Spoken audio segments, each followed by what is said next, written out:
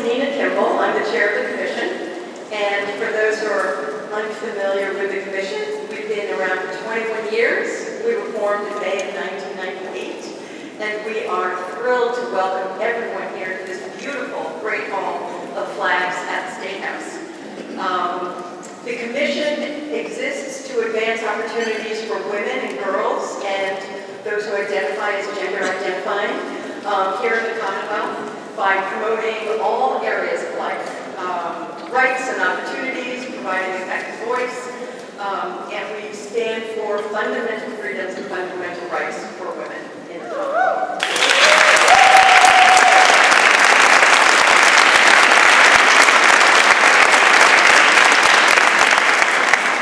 It's great to be a woman these days, right? Yes. Right? You know, women are making their voices heard. Women are taking action, and all of you are women who have taken wonderful action in your communities, which is why we are recognizing you today. And I'm humbled by the opportunity to bring all of you here today. The first thing that I want to do is I want to introduce our commissioners. The Massachusetts Commission on the Status of Women is made up of 19 commissioners from across the state, and many of us are here today to sing your praises. So I am going to name them, and if they can stand, please. They're up here next to me. So we have Rebecca Bacht, Ruth Branson, Marianne Fleckner, Liz Friedman, Allison Goldberg, Audrey Hall, Margot Perot, Sarah Schnorr, and let me see, Phyllis Smith, and Meredith Tewitt. Meredith is over there. And then I would also like to thank all of the legislators who we have here in attendance today, especially those who have named Unsung Heroines from your communities. And without the legislators, we wouldn't have any of you here today to recognize what your contributions have been.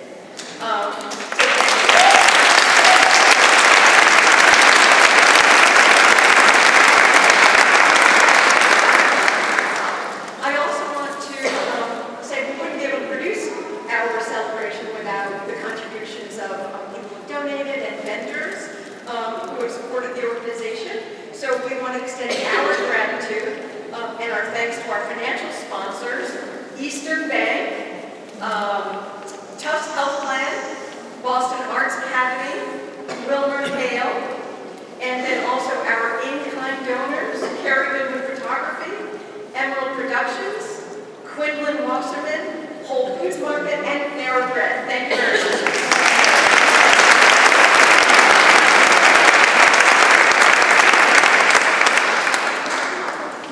So I'm first going to introduce our Lieutenant Governor, Karen Polito, who is here with us today. And throughout her public life, Lieutenant Governor Polito has prioritized closing the skills gap in science, in technology, engineering, mathematics programs, and also, very importantly, preventing sexual assault and domestic violence, and cracking down on child trafficking here in Massachusetts. She is a champion for human rights and the advancement of women and girls, and we are grateful for the opportunity to partner with her.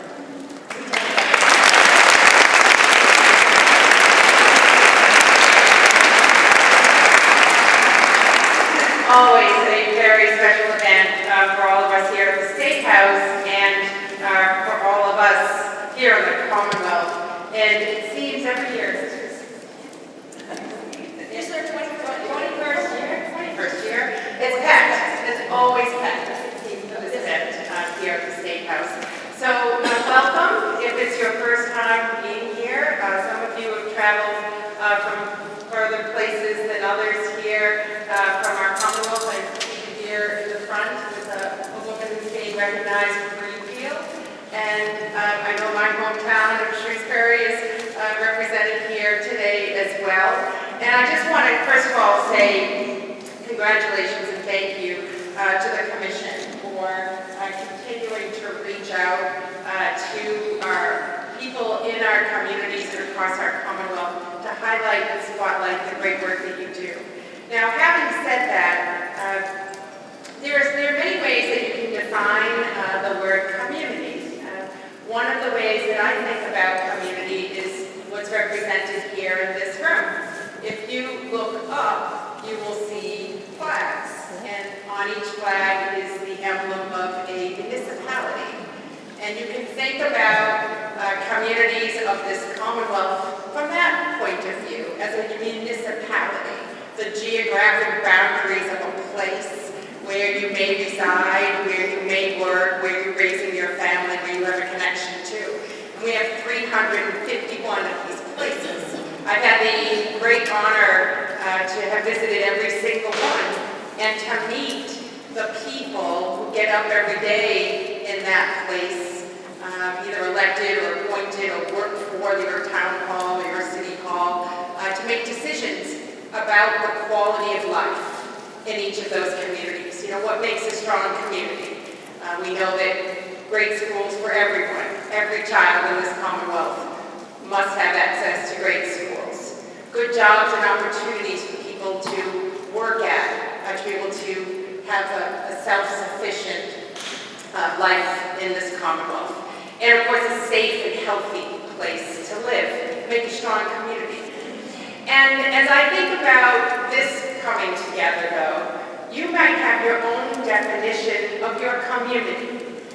What brings you here today? You might be part of a faith community. You might be part of a parent association. You might be part of a nonprofit volunteer organization that is combating hunger in your community. Whatever it is that you are associated with is a good thing, because you're being recognized for your association in that community. And every single one of us has that connection to something that is good, that's important, that's meaningful. And you are individuals who've been sort of recognized by others for being active in your community. And so I wish I could survey each one of you and ask you, what is your community? And maybe every one of you would have something different that you're working on. And I think that's a real collection of something special. But I also want to recognize that thank you for being part of a community and showing up in that community and making a difference. The other piece of this is you're being recognized perhaps by one of your legislators, or my friends in both the House and the Senate, or maybe someone brought to them your name. Because while you might get up every day and go to this community and do your work, you don't come here today seeking the recognition. You come here today because we need you to be recognized. Because we want to highlight people like you so that others may follow in your footsteps. That you're being recognized today not only for your contributions in your community making a difference in people's lives or for a cause, but because we need to show you off. We need to highlight and spotlight you so that you can inspire and be that role model and example for someone else in the community. And you might just be someone that's approachable. That somebody in your community might say, I wish I could be like you. I wish I could do what you do, because what you do is important. And by highlighting you today, we hope that it provides a little bit of a spotlight so others can follow in your footsteps. The other word that I would use today as you leave here, go back to your community, go back to your place, is the word intentional. That we get up every day, we, all of us, and we get up and we make an intention around helping others in our community and helping women. And when I think about that word intentional, I think of some of the things that I can work on as your lieutenant governor. In the introduction, we talked about two things that I am being more intentional around as I serve with Governor Baker over the next few years. And that is the issue of education and making sure that more women and people of color are connected to STEM career pathways and to STEM jobs and skills and opportunities in this Commonwealth.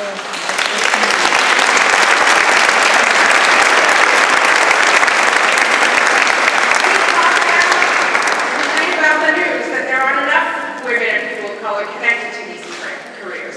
So my intention is to engage more parents and students early on in a young person's life to think about those career pathways. Now, college isn't for everyone. You don't have to use your education to just think that I'm going to college. There are so many good jobs and opportunities in these STEM fields, in this Commonwealth, that we need people with skills for in order to keep this economy moving forward, in order to create more opportunities in the regions and communities all around our Commonwealth. So I'm going to be more intentional around diversity and women engaged in STEM opportunities. The other is safety. I care deeply about making sure that people have a feeling of safety and security in their lives. And there are too many in our communities that don't feel safe because of a relationship that might be too controlling, that might be abusive, and that holds too many women and individuals back in this Commonwealth.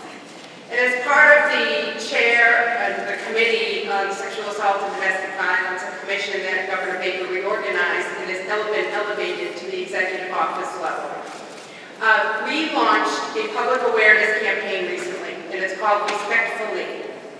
This is a public awareness campaign directed to youth in our Commonwealth between the ages of 12 and 18. And we think it's really important that at a young age, our teens understand fully what it means to have a respectful and open friendship, say in the 7th and 8th grade levels. And through this campaign, which is social media driven and peer informed, we have launched a series of 20-second. That's what the kids tell us. They just want to look at something 20, 30 seconds, and being the mother of a 15 and 13-year-old, I completely get that. And they want to see these short videos where they see other things. They want to see them on Snapchat and Instagram.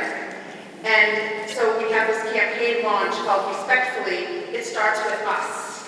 So that I, as a 12th grader or a 12-year-old or 13-year-old, can express openly and honestly with my friends what it means to have a healthy friendship.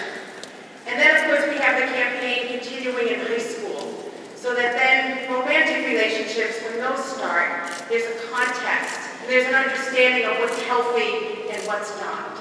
So this campaign is launched in our Commonwealth. It will continue throughout the summer, and will be relaunched at the start of the school year in September, August, September. And we think it's really important that not only peer-to-peer that these messages are shared, but that you, as community leaders, as people who are standing up in your communities and doing more, to understand that this is a responsibility that we all have for the youth of our Commonwealth. And then finally, I'll just close with that in our administration, we keep track of making sure that we have women and diversity around us to better inform us around our policies, around our budgeting, around our day-to-day decisions. 3 of our cabinet secretaries are women. Our chief of staff is a woman. Our appointments to boards and commissions, we have over 51%, 1,244 women have been appointed to the boards and commissions under our administration.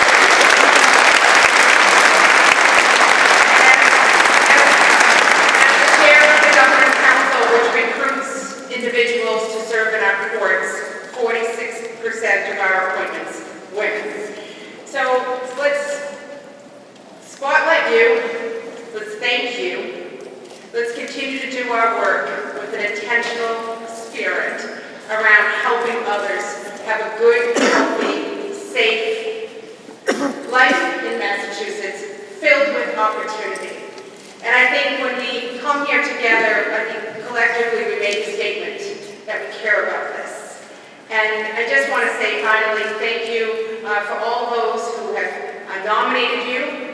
And I feel inspired by each one of you in the work that I do in our administration. Public service is quite an honor to be elected to do the work for the people of this great state. And I'm really proud of the way we conduct our business here in Massachusetts. I call it the Massachusetts way, that we collaborate, we're civil and respectful about our debate and our discourse, and we focus on the common ground and getting good stuff done. So thank you all very much. It's great to be here with my colleagues in the House and the Senate. You'll be hearing from the Speaker and the Senate President soon. And congratulations to each and every one of you. Thank you.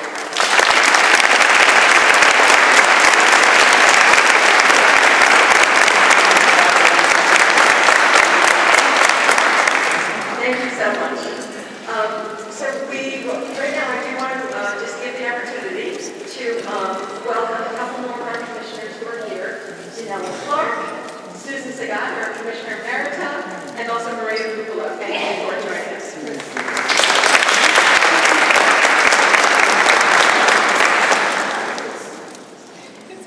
Oh, and we have Chris. Okay, I'm going to wait for it. Shania Sulkit. Okay, thank you.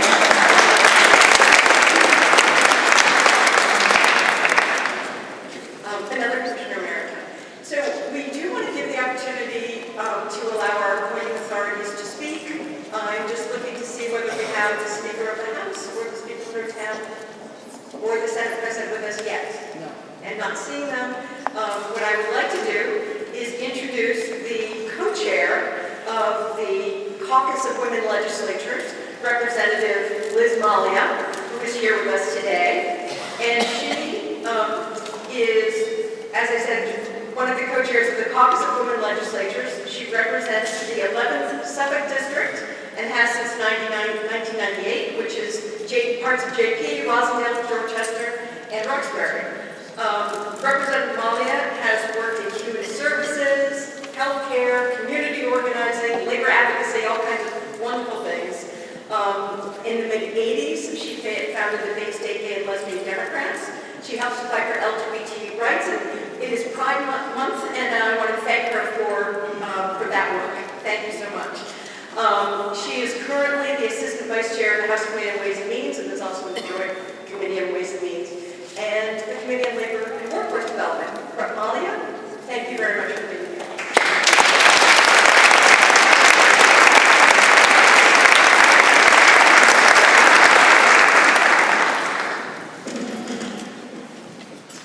Good morning and welcome.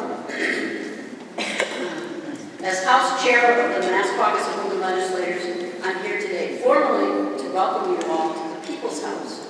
But I also have to say, this is one of the most wonderful views I ever get to have through all the year and all the work that we do. To be able to look out and see our unsung heroines and knowing how much you have brought to the state, how much goodness you've brought us, but also how much strength and wisdom you represent. So every year I have an opportunity to nominate my own, for my own district.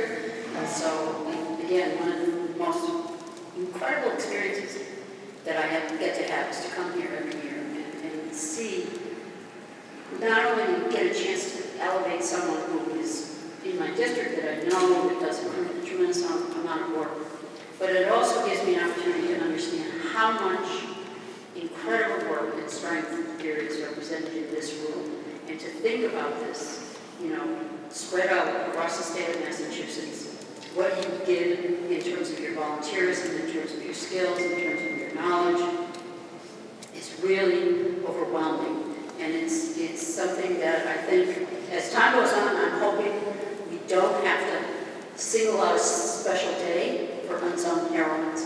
We'll have a better way of incorporating the value of the women who do so much in our state, and give them the recognition they deserve on a regular basis, because we all stand on your shoulders.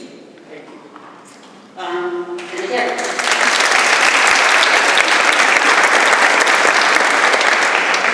it's been a kind of busy time, a busy day here in the State House, so you'll see a lot of us coming and going.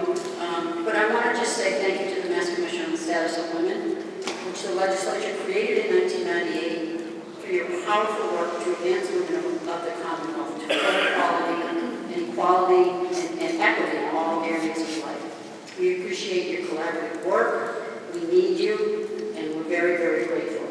Women's work makes the world go round. Today, we lift up the ladies and celebrate them.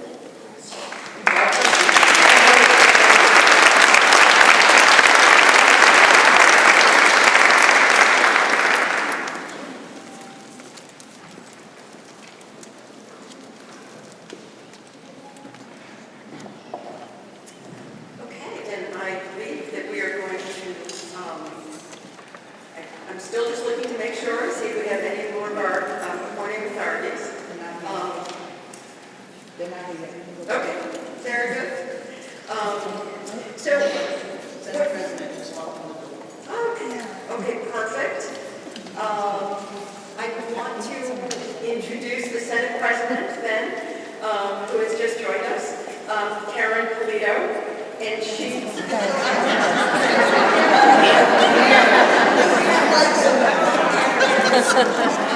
Oh my goodness. Okay, Karen Spilka. Senator Spilka has represented the 2nd Middlesex and Norfolk District since 2005. She has used her career to fight for civil rights, notably for workers and those with disabilities, families, and children. One of her priorities is to focus on mental health issues, which is something that we hear a lot about at our hearings, and is something that is also very dear to my heart. Prior to becoming the 3rd woman to serve as Senate President, she chaired the Senate Ways and Means Committee, and among other roles was chair of the Joint Committee on Children and Families of Persons with Disabilities, a committee that she helped originate. Senator Spilka, thank you.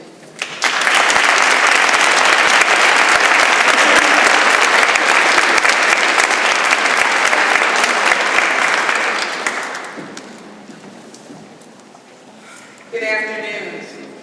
I'm Senate President Karen Spilka. Not the first time that's happened. Yes, too many Karens now. Right. But Lieutenant Governor Karen Polito. So thank you all for having me here, and I want to say first and foremost that it is terrific to be here, surrounded by so many small, strong, bright women. So give yourselves a round.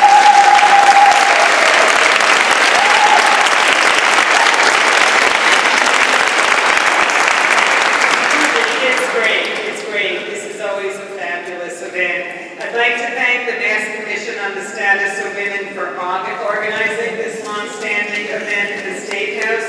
We look forward to this every year. It's great to have all of you here. It's always hard to decide who to celebrate in each one of our districts, but it's wonderful to celebrate you and for you to be here. I'd like to thank and at least acknowledge on the Mass Commission some of the folks some of the women from my district, Audrey Hall of Framingham, Phyllis Smith of Franklin, and Sarah Shore of Holliston. And I have to say, they know a thing or two about being unsung heroines themselves, so it's great to have you here. I'd like to also recognize the unsung heroines, my nominee, Beth Reynolds, who I've known for a long time in Ashland, the town that I live in, who serves as the Economic Development Director for the town of Ashland.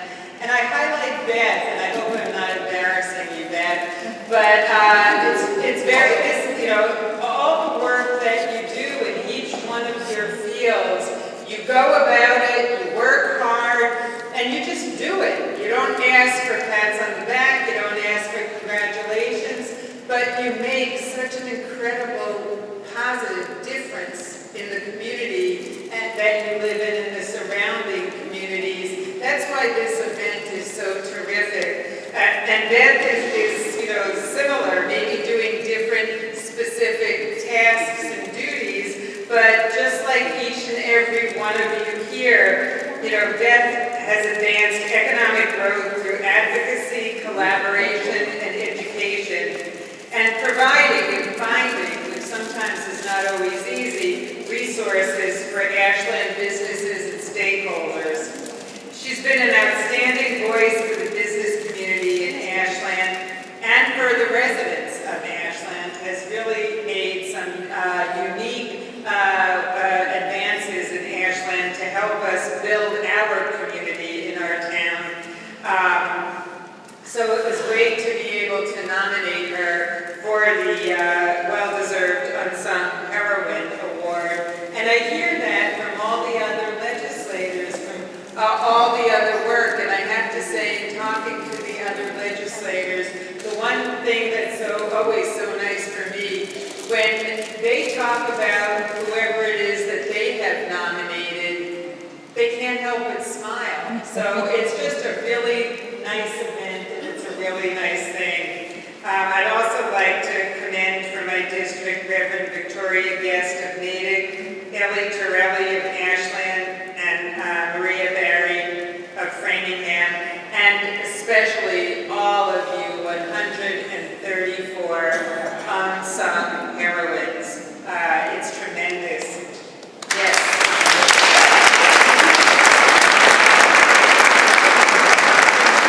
Congratulations to each one of you on this joyous occasion. I thank you. I want to also thank your families because they often put up with you either not being home or not around, and all the volunteer work you do or the whatever work it is that you do. But you're all here because your words and actions make the Commonwealth a better place to live, work, raise a family, and play as well. The room is full of women who strengthen our communities and the Commonwealth in an incredible variety of ways, working in the private, public, and nonprofit sectors. Some of you focus on one mission or a cause, or on one specific group that's in need of your help. Others work broadly, crossing geographic borders or working for a more general good. But all of you are having a significant positive impact in the lives of our residents by making their lives better. And usually without the public really recognizing all the good that you do. So we are here to change that, and the Mass Commission is here to help us change that, to recognize your tremendous efforts today. Our families are stronger, our businesses are more prosperous, our artists more creative, our communities and Commonwealth are better because of you.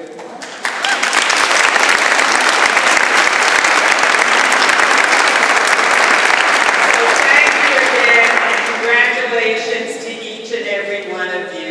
Enjoy your day. Thank you.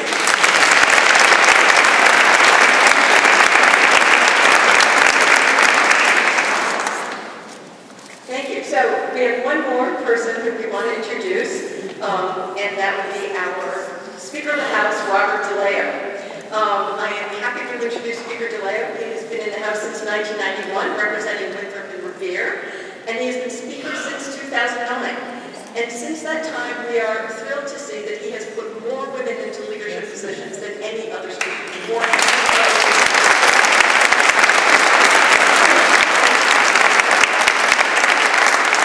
We're also thrilled to work with the Speaker and see how he has worked with the Senate, particularly in the last legislative session, 2017-18, to pass an amazing number of bills that we have supported, such as paid family medical leave, pregnant woman workers' fairness, equitable disability, ending archaic laws, to name a few. And we're hoping that we'll have another great session this year. Speaker DeLeo, thank you very much.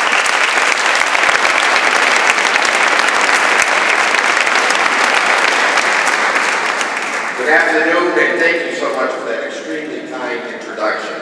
I'm going to nominate Karen Spilka next year. I think she's going to be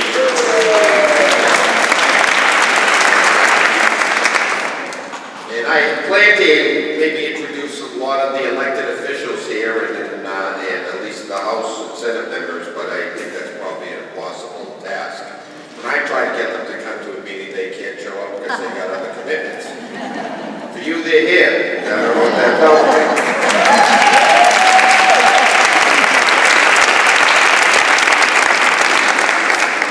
I'd like to obviously give a warm welcome and congratulations to the Unsung Heroines here today.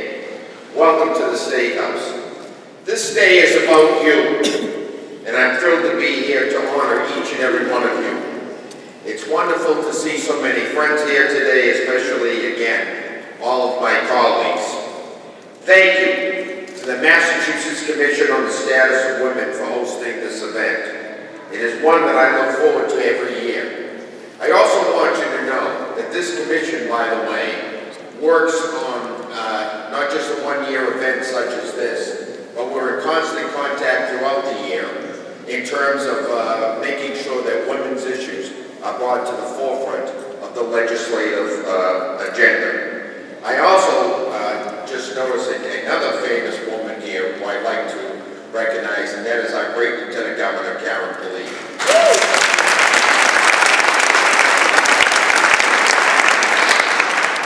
Today we recognize remarkable women who are enriching our communities through their dedication, their kindness, and their hard work.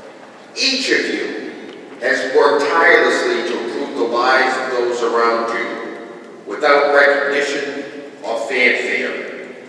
You are knowledgeable, talented, and driven, and for that you should be proud.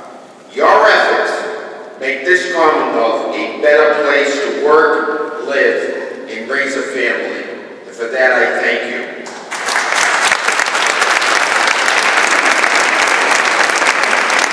As was just mentioned, I am so proud of the work which we have done to support women this last session. We put in places, as was mentioned earlier today, provisions to protect pregnant workers, ensure pay equity, and protect women's health care choices with Title X in clearing archaic laws off the books for good.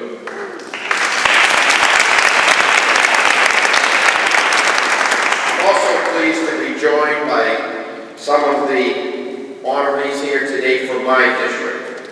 We have Eleanor Vieira from Revere, well, technically probably Representative Fixit, but I'll take credit for it. Her work for beautification, her work on library, cable television, and hours and hours and days of volunteer work. Thank you very much for that.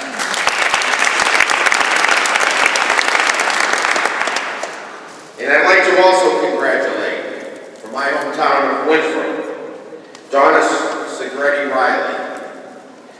Donna is the only person who is so busy that she tells me she can only give me 10 minutes because she's off to do something else.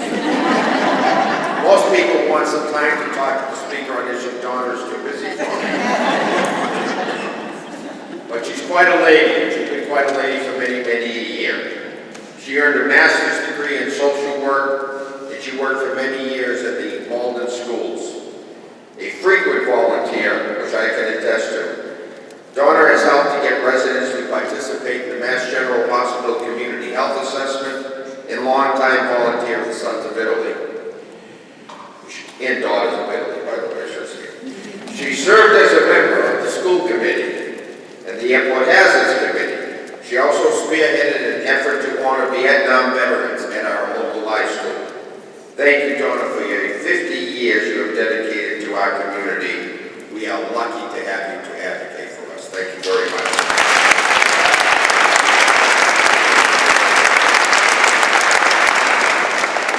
With that, I'd just like to finish by saying, as I stated earlier, I consider this to be a special day. And I mean that sincerely. And people are nice in terms of their introduction of me and whatnot.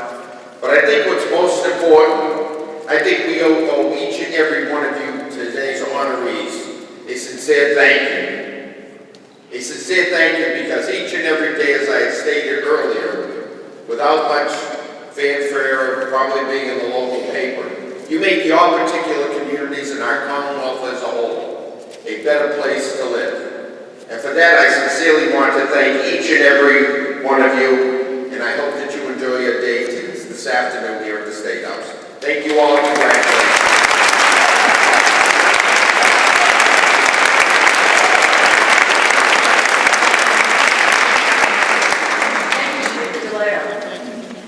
So, what is a heroine? The word heroine might convey an image of a superhero, like Batgirl, or Wonder Woman, or today's Captain Marvel. And, you might think that to be a heroine, you have to wear a spandex suit to transform into a heroine.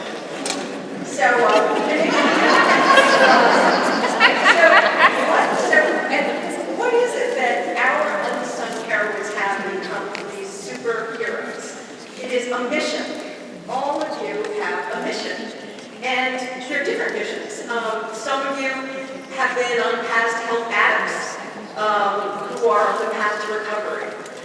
Some of you are empowering victims of domestic violence or lifting up the voices of immigrants. So you have built libraries, as Speaker DeLeo just said. You have established scholarships. You have founded nonprofits. And like the heroines of books and movies, you have faced adversity. There were critical moments, perhaps, when you felt that maybe you lost loved ones, or battled cancer, or battled, addiction, and yet you have still worked to accomplish your mission without letting that adversity stand in your way. And this is just a way of bettering your community. It's not to be attention-getting. And yet today, we want to recognize those efforts, and that are certainly not always noticed. So, your reminder also that heroines, while they might appear in popular magazines, they don't all look the same. So among you, there are public servants, there are educators, there are healthcare professionals, there are teachers, women of color, immigrants, older, younger, Jewish, Muslim, Catholic, all kinds of people. And we're all here together because of our shared mission. So to be clear, your work has mattered before today. And this is just a long overdue recognition of the impact that you make in your communities. We know each and every one of you still sacrifices to pursue this mission. And for that, we thank you. And we are so happy to be here with this room of extraordinary women. So.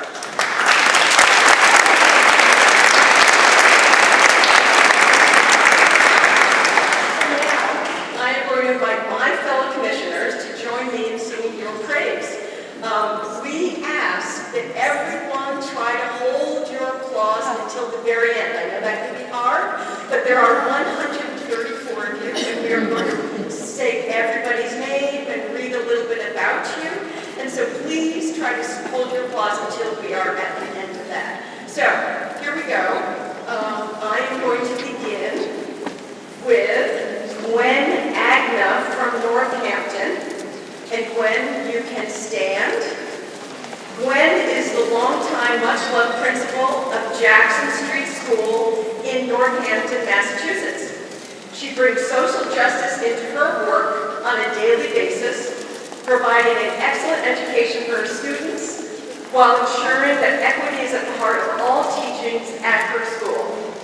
Ms. Agna works hard to make sure the school is a true home away from home for her students. Thank you, Gwen.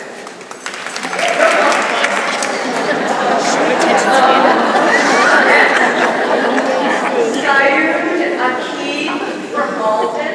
Sayud, thank you. Sayud is a native of Morocco, and she has dedicated herself to making new immigrants feel safe and welcome in the Malden community. In 2010, Sayud formed the American Association for Arab Women, a nonprofit that aims to empower Arab women to be leaders in their families and communities in American society. What important work you're doing, especially today. Thank you. Nazda, that was pretty good. Nazda alum from Weston. Hello, Weston. A Muslim American community organizer who was born in Bangladesh and immigrated to the United States in 1982. Nazda serves as the chair of the Muslim Voter Registration Project. She devotes herself to the Nazda Alum Foundation for Muslim Women's Civic Engagement and Leadership in Weston, Mass., as well as the Daughters of Abraham, an interfaith book group devoted to fostering mutual respect and understanding among Muslim, Jewish, and Christian women. Thank you so much for your work. Next, we have Jennifer Altamonte from Bellingham. Jennifer. Thank you. Jennifer is currently the vice chairwoman of the school committee and is running for her third term in May. May have been elected. She is also the chairwoman for Bellingham's tricentennial celebration this year, which involves day-long festivities. She is actively involved with the St. Blaise Church, the Bellingham Education Board of Directors, and her son's Boy Scout troop. Thank you very much, Jennifer, for your work. Next, we have Marie Anderson from Norwell. Welcome, Marie. Marie, born in, it's in the remarks, 1925, from a combination of Italian immigrant and a Mayflower descendant family. She has always had a deep commitment for her community. Marie has worked in her family's antique store since the 1930s, and now it runs it today. Marie, a member of the Norwell Historical Society, cares deeply about preserving the history of her community and donates artifacts of historical community significance. Thank you so much, Marie. Next is Anna Andino from Springfield. Welcome, Anna. Anna was an employee for the Massachusetts Department of Transitional Assistance for 23 years, a union leader, and co-led a statewide effort on behalf of bilingual workers to receive pay for the use of their dual language skills. She is a co-founder of Women of the Vanguard, a group which has empowered Latino women to succeed in education, politics, and community engagement. Thank you very much, Anna, for your work. Next is Deb Ansurlian from Lynn. Welcome, Deb. As the executive director of the Lynn Girls, Inc., Deb provides essential resources and challenging programs to disadvantaged, low-income girls, serving as a strong mentor, role model, and a mentor. Of Girls, Inc., you work with Girls, Inc. of Lynn, inspires all girls to be strong, smart, and bold through life-changing programs and experiences that help young girls navigate gender, economic, and social barriers. Thank you, Deb. Next, I have Cheryl Antoine from Boston. Hello, Cheryl, welcome. Cheryl is a MECA volunteer and advocate who has made a great impact on the educational outcomes of Boston's youth. She plays a large role at the Reclaim Roxbury, a resident-run housing justice group, and helps to build unity across Boston neighborhoods. And thank you so much, Cheryl. So the next person, let's see, I'm going to continue. The next person is Alice Arena from Weymouth. Alice has volunteered countless hours to stand up against the proposed project to locate a compressor station in Weymouth. Identifying that a compressor station poses a serious threat to the large community, Alice helped organize the 4 river residents against the compressor station. She has organized rallies and brought in industry experts in order to educate the public on the severe health and safety risks associated with daily operations of compressor stations. So the next person is Georgina Arietta-Rutman from Needham Heights. Okay, Georgina.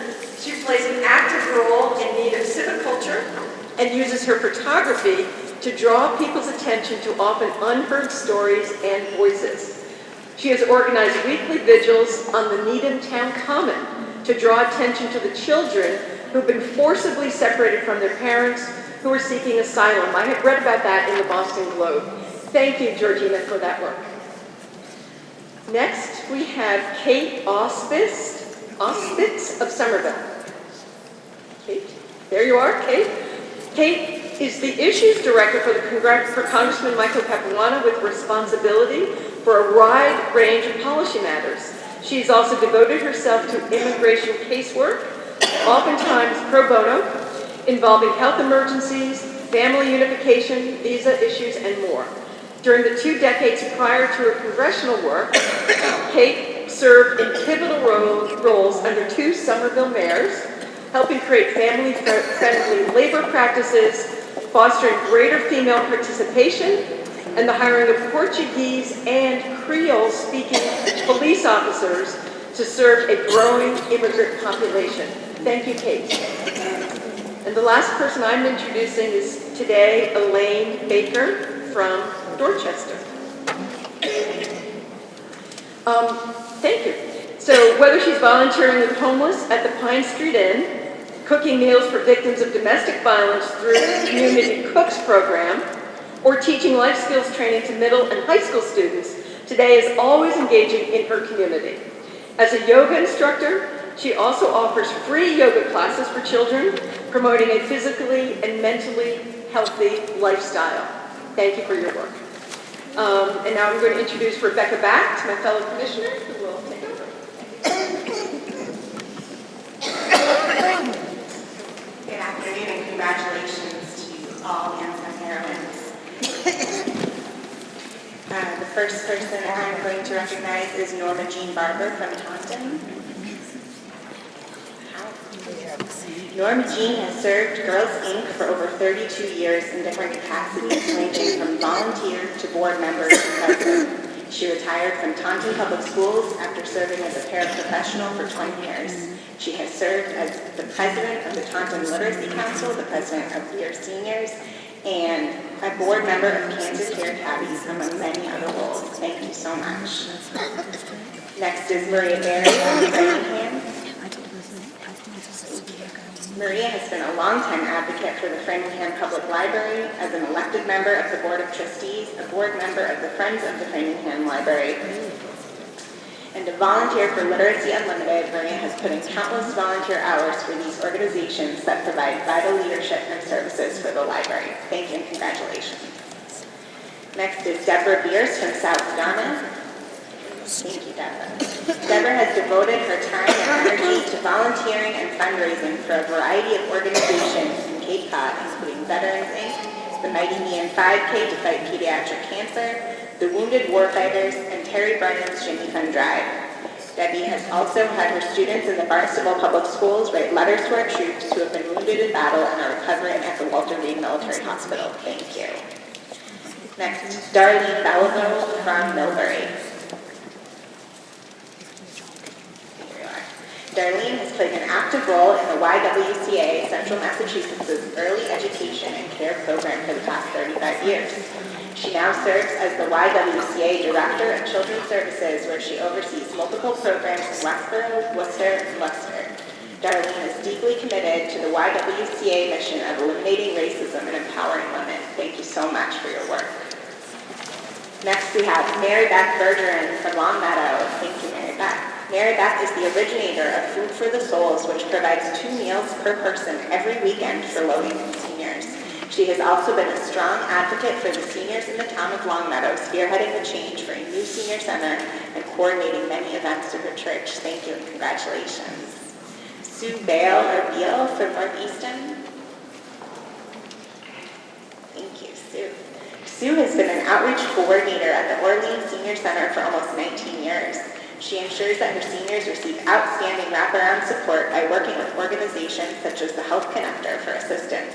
Sue frequently coordinates with staff members of her state representative and colleagues in other nonprofit agencies to reach a positive outcome on complicated cases, making sure that everyone has a voice. Congratulations and thank you. Laura Brereton from Medford. Thank you, Laura. Laura launched Medford Music Studios over a decade ago, which provides voice, songwriting, and guitar lessons for people of all ages. She has since launched the Kids Open Mic program, which allows students to perform at local music venues. She continues to work to organize programming and community engagement initiatives to promote arts and culture in Medford. Thank you so much.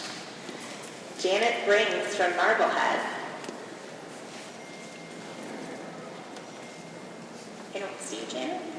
Janet and her husband are the founders of Calling All Patriots, or CAPS, a nonprofit organization that sends care packages to U.S. servicemen and women who are actively deployed overseas. CAPS now has over 50 recipients on their list. Janet seeks to use the care packages to provide servicemen and women with a feeling of home. Thank you. Lorna Brunel of Middleborough. Thank you, Lorna. Lorna has empowered many young people around the region to find their voice and their talents by introducing them to the performing arts through her organization, Burt Woods School of Performing Arts in Middleborough. She also volunteers time with seniors in the community to help them see their own beauty and self-worth. Thank you and congratulations. Lori Burzlaff of North Andover.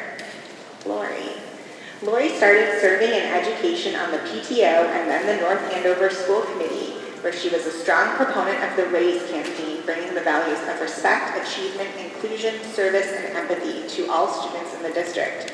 She joined the Affordable Housing Trust as a representative of the town and eventually as chair. With the recent Columbia gas disaster, Lori jumped right in, assisting residents as she would a friend. Thank you and congratulations. Deborah Cabral from Fall River. Thank you, Deborah. Deborah is a lifelong resident of Fall River and from 1999 to 2010 served as the community liaison at the Fall River Government Center, where she assisted constituents with immigration services. She volunteers her time in Representative Sylvia's office every Saturday, helping constituents with citizenship applications, renewal of green cards, and petitions. Thank you and congratulations. Margaret Granada Capabianca from Worcester. Margaret has served as a board member of the Grafton Hill Neighborhood Association, working to better the quality of life for the residents of the neighborhood and the city. Particularly, her work around the Blythewood Park in the neighborhood has led to major renovation, including a new playground and parking lot. For a decade now, she has led the charge, organized, and run the Grafton Hill Christmas tree lighting in the park. Thank you and congratulations. And I'm now going to turn this over to my sister commissioner, Ruth Branson.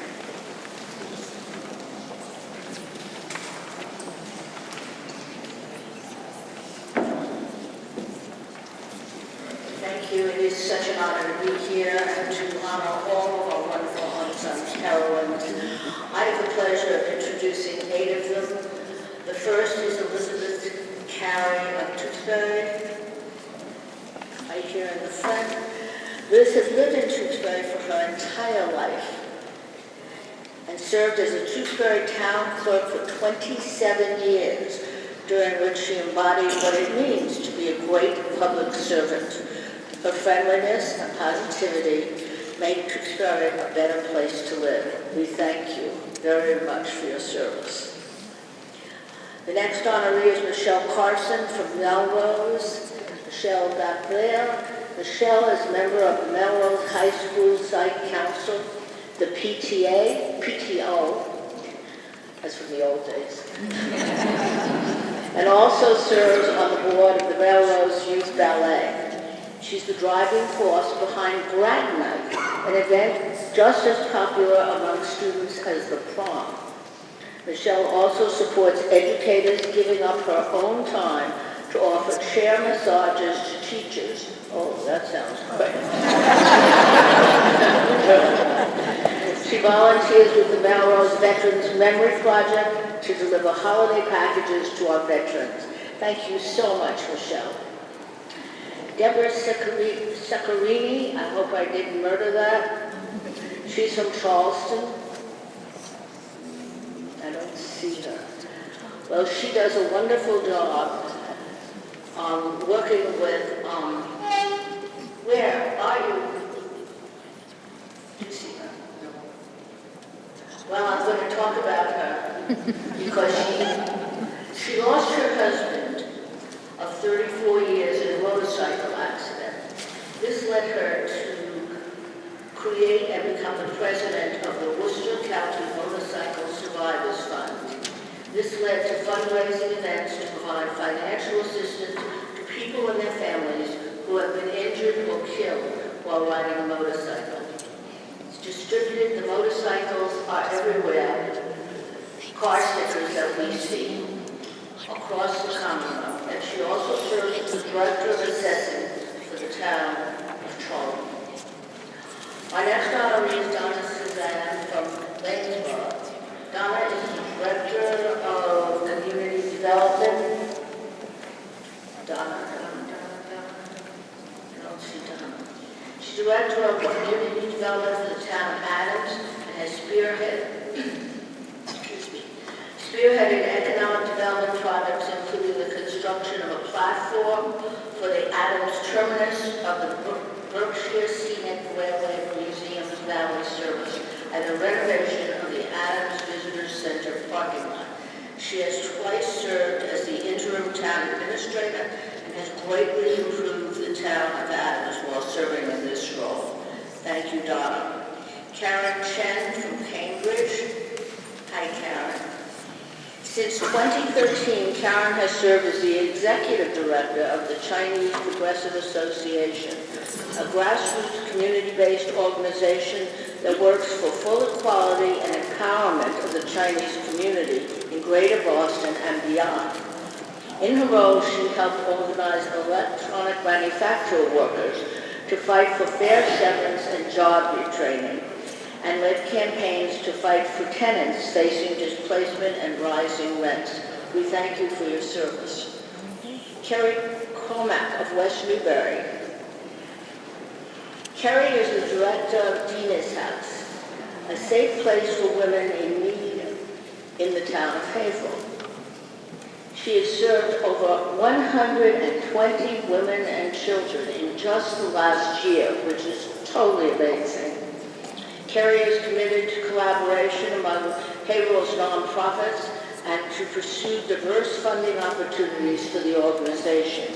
Kerry also coached basketball at Gordon College for 6 years and oversaw camp activities. Congratulations.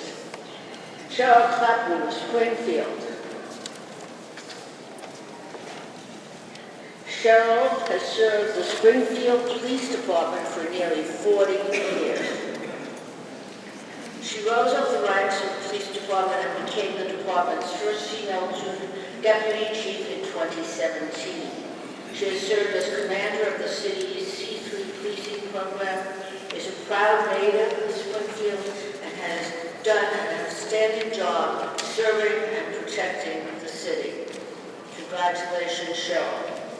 And finally, Anne Marie Connor of Andover.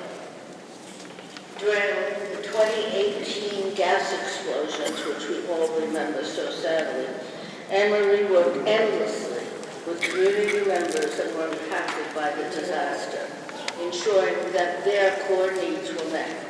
Anne Marie does not seek fanfare, rather she jumps in and gets the job done.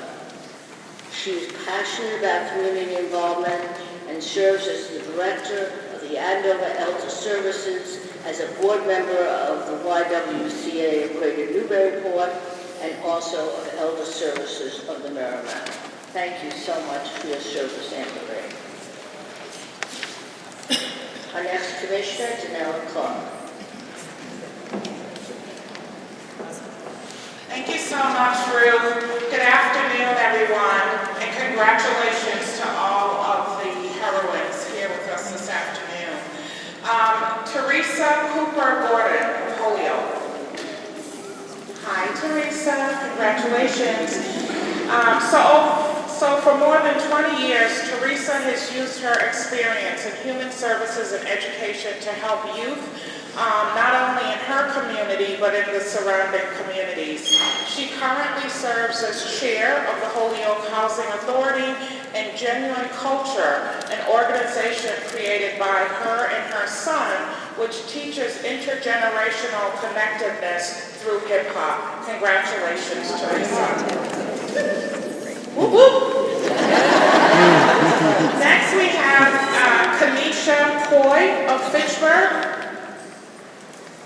Hey, Kanisha, congratulations. How are you? So Kanisha is the executive director and Ciaro of My Care, help me. I got you. Impresario. Impresario, it's my Jamaican accent. Impresario of My Care Initiative. My Care seeks to connect arts with as many people and communities as possible to affect positive change, growth, progress, and healing. My Care works to utilize the positive properties of the arts as a healing tool from abuse, trauma, and helps the youth in our community channel their energy in a positive way. Kanisha, thank you so much. Marjorie Crosby of Lynn.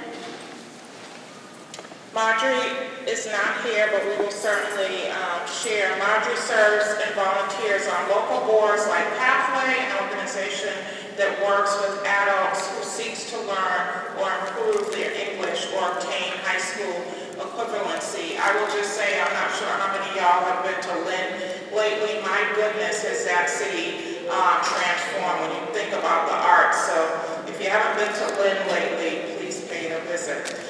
Cheryl Crow of Westfield. Cheryl, are you here? Hi, Cheryl. Congratulations. Cheryl, like my sister Commissioner Meredith Tewitt, has proudly served in our military, and we want to shout you out and celebrate you and certainly thank you for your service. Cheryl has served as a U.S. Air Force veteran, is the former president of Westfield Hamptons Pond Association. During her time at this organization, she worked to restore her neighborhood park and playground. She serves as a member of the Westfield Planning Board and volunteers for Artworks in Westfield, which seeks to make accessible art to all members of her community. Cheryl, we celebrate you. Congratulations. Mary Custard of Amherst. Hi, Mary. Congratulations. Mary began working at Amherst Regional High School 22 years ago. She is well known and valued for her work on behalf of students of color to assume leadership. Currently, she's the interim assistant principal and the Minority Student Achievement Network advisor. She is also the advisor for the student group POCU, People of Color United. Thank you so much for your work. Congratulations. Julian DeAngelis of Woburn.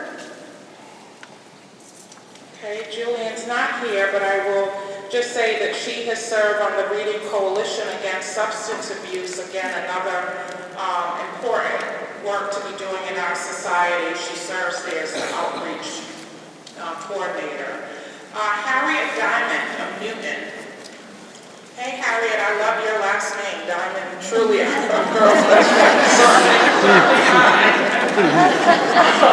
Harriet Diamond of Newton. Harriet, as a result of a medical condition with which she has lived, Harriet worked with her physician and nutritionist to found an organization called Foodison Health. Did I say that right? Foodison Health. The organization is the only nonprofit in the United States whose mission is educating the public about the importance of adhering to a special meal program as part of the treatment for certain chronic medical conditions and advocating for individuals affected. Additionally, Harriet worked with her state representative to draft legislation that will study the public health impacts of added salt and sugars in food. Thank you so much. As a nonprofit leader, we need people like you who are finding solutions to problems for our global society. Thank you very much, Harriet. Arlene Diaz of Hanson. Hello, Arlene. How are you? Congratulations. Arlene was on the committee that established WACA-TV. I like how that sounds, WACA-TV, a local broadcast service for the Whitman-Hanson area, and has been on the board ever since. Currently, Arlene serves as the chairperson and health agent for Hanson's Board of Health. Arlene is also active in the fight against breast cancer. She has organized Relay for Life, breast cancer nights, and participated in stride walks to raise money for research. Arlene, thank you so much for what you do. I'm proudly wearing pink today in honor of breast cancer. Thank you so much. We salute you. Next we have Amy Doherty of Centerville. Hi, Amy. My group is like all together. I love it. You look beautiful. I love the pearls. Check her out, y'all. So Amy has been an advocate for those struggling with addiction and recovery, a huge issue not only in our Commonwealth but across our great country.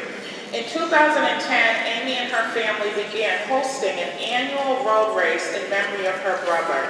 Since then, Amy has continued her advocacy through work at Emerson House and by establishing a nonprofit organization, Wellstrong, a studio that offers a supportive, sober environment that allows people in all stages of recovery to participate in body and mind exercise activities.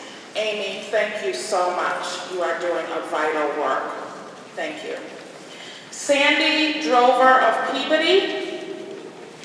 Hi, Sandy, and I love that you're living the dream, right? Her thing says Sandy Drover from Peabody and Seabrook, New Hampshire. I love it.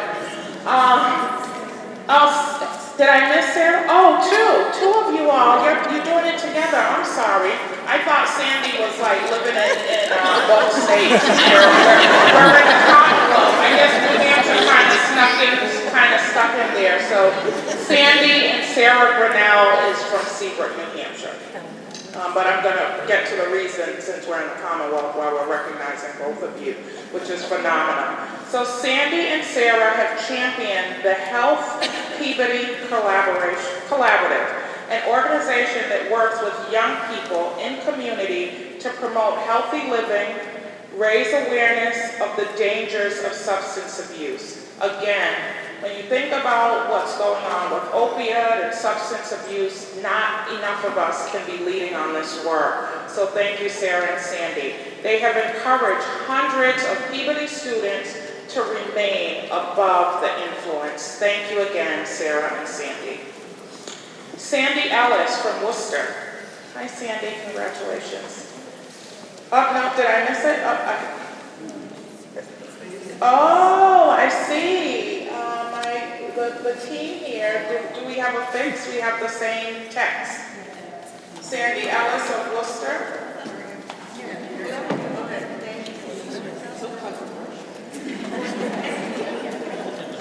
Okay.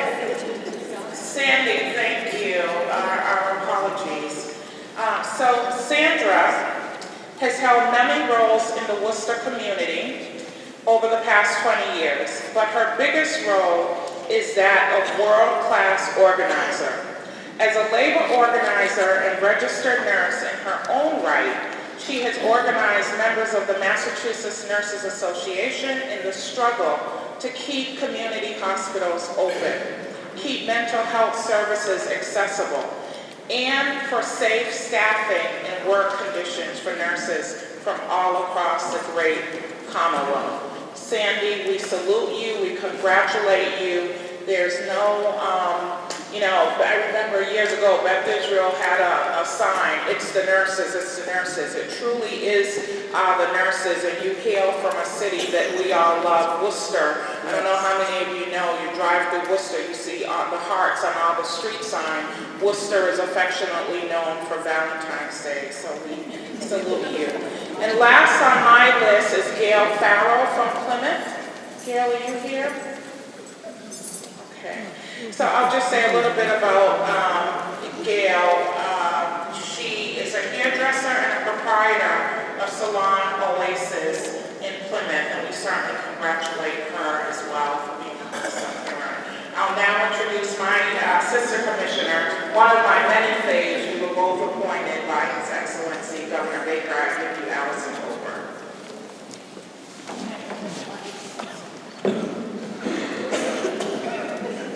Hello, everyone.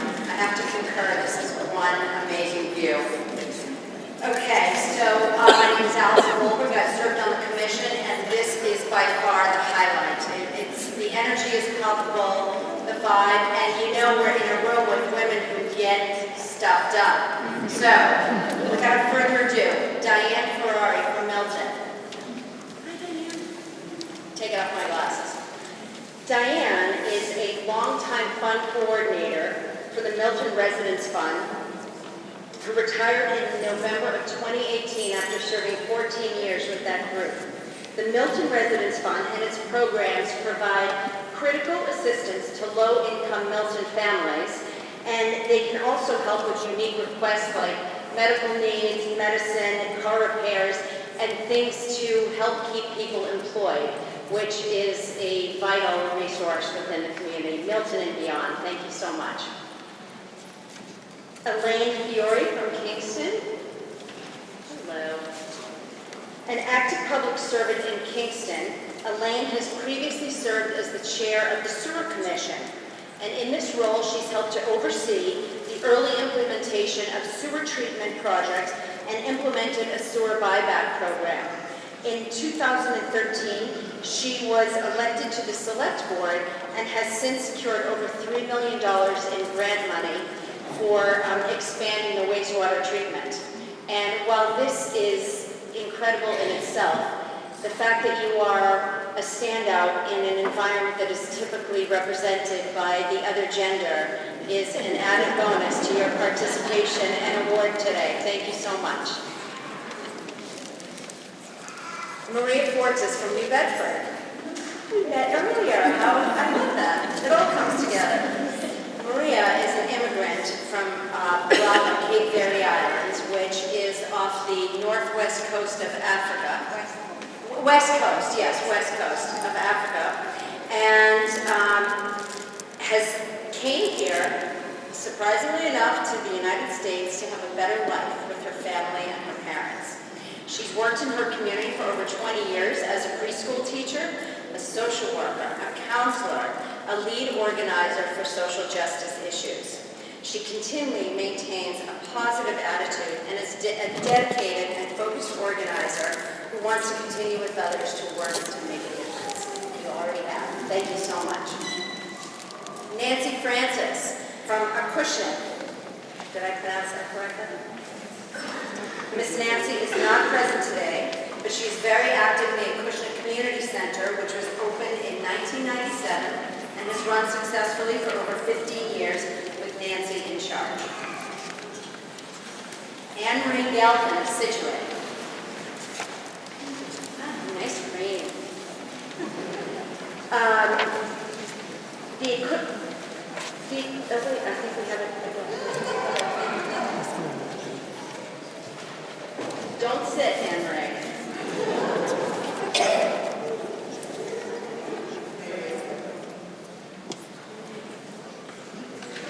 You need the spotlight on you.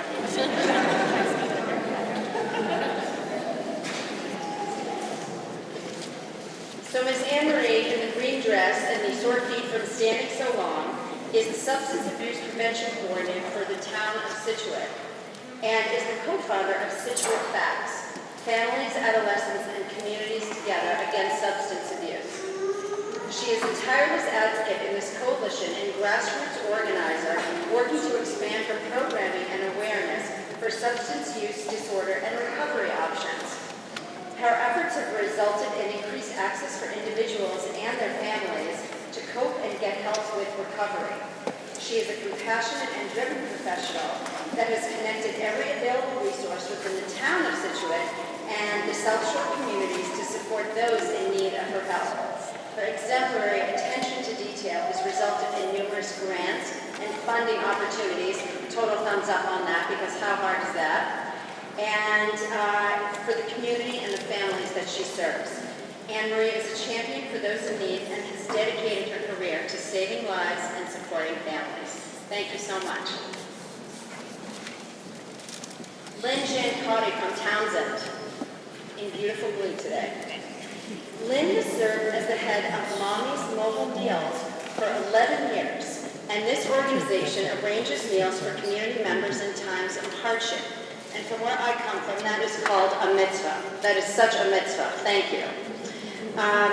She's hosted fundraisers to benefit the Hawthorne Brook Middle School, the Townsend Ashby Youth Soccer Association, and the North Middlesex Suicide Prevention Program. Thank you so much. Barbara Gilmeister from Rentham. Hello. Barbara lost her son in 2016 due to a drug addiction and has since founded Gilly's House, thank you, in Rentham, a residential program for young men in recovery. And has struggled with addiction and want to continue their recovery. She's a member of the SAFE Coalition and maintains a full-time teaching position teaching visually impaired students. Thank you so much. Bea Jinja. Hi. Bea has run the Southborough Village Society for decades, a nonprofit organization that maintains and operates the historic Southborough Community House for local events. Bea also works to put on the annual Relay for Life and volunteers her time at the Senior Center, delivers meals to families for Southborough's Caregiver Program, and honors veterans at annual events. Thank you so much. All right, where's my hometown big blue girl from Swampscott, Danielle Goldman, all the way at the back. Hi, Danielle. Got to shout out my hometown girl. And I found our flag way up there on level 3. Oh, and that governor guy, Charlie Baker, too, Swampscott guy.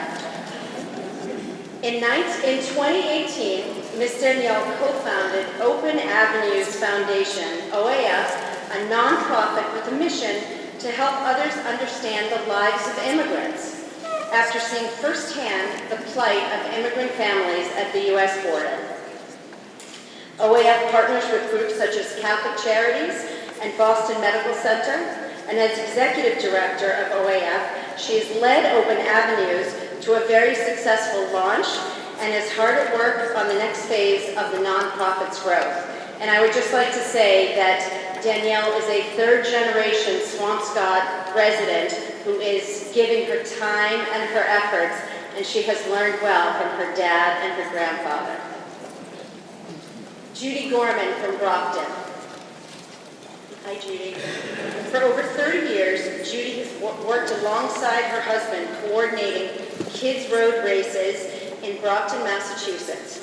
Thousands of children have participated, and every December, Judy and her husband organize the Jingle Bell Run, where proceeds go to provide funds to families during the holiday season. Judy has assisted numerous other organizations and charitable road races. Thank you so much. Julie Green from Billerica. Hello, Julie. Danella, I have them all up front too. Where'd you go? So Miss Julie has been a board member and an advocate of the Billerica Boys and Girls Clubs for more than 30 years. Wow. Julie's primary role has been to organize and handle many of the details surrounding the Boys and Girls Club's annual dinners, which are so important to maintaining the connectivity and the vibrance of the organization. She does an incredible job on all aspects of this event, making it a highlight for the entire community every year. Thank you. And finally, for me, Miss Judy Grell from Methuen. Hi.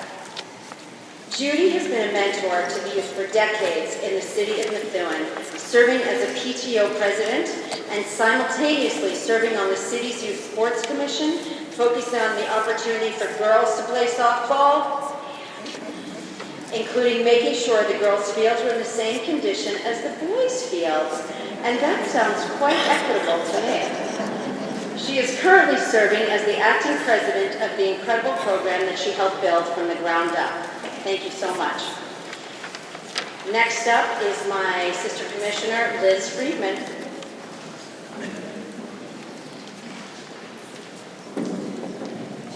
Good afternoon, everybody. This is just a spectacular scene from here, and I want to take each one of you out for a cup of coffee afterwards and talk, because this is just incredibly inspiring.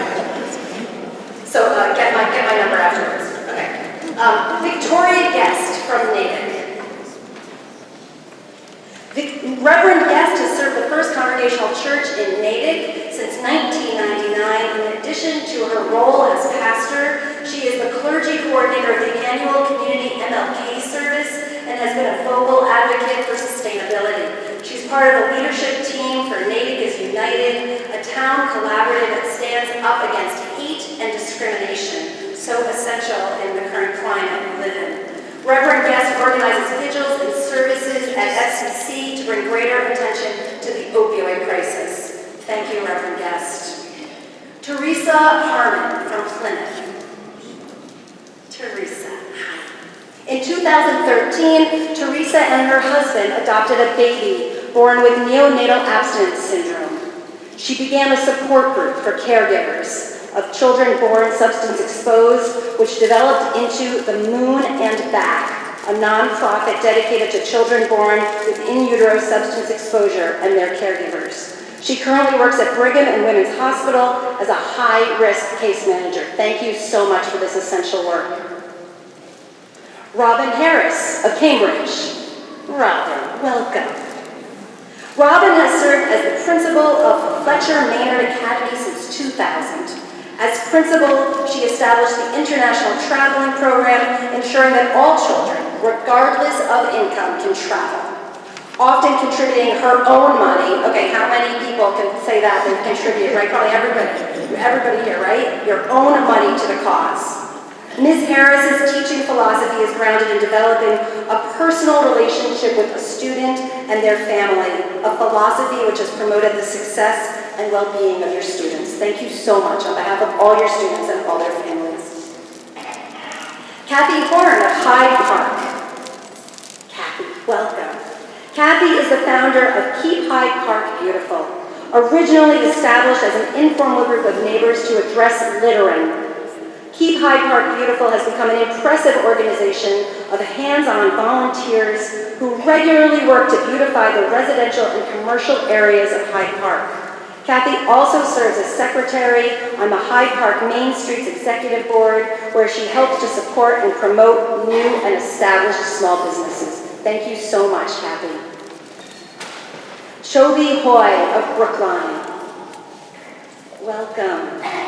Chobi Hoy, a prominent real estate agent, has devoted her free time since 1960 to bettering her community. She volunteers with numerous organizations, including the Brookline Education Foundation, the Coolidge Corner Theater Foundation, the Brookline Music School, and Women and Girls Thriving in Brookline, just to name a few. In 2010, she was honored by the Brookline High School 21st Century Fund and received the Distinguished Public Service Award from the Rotary Club of Brookline in 2006. Thank you for your service. Patricia Jackerton of Lexington.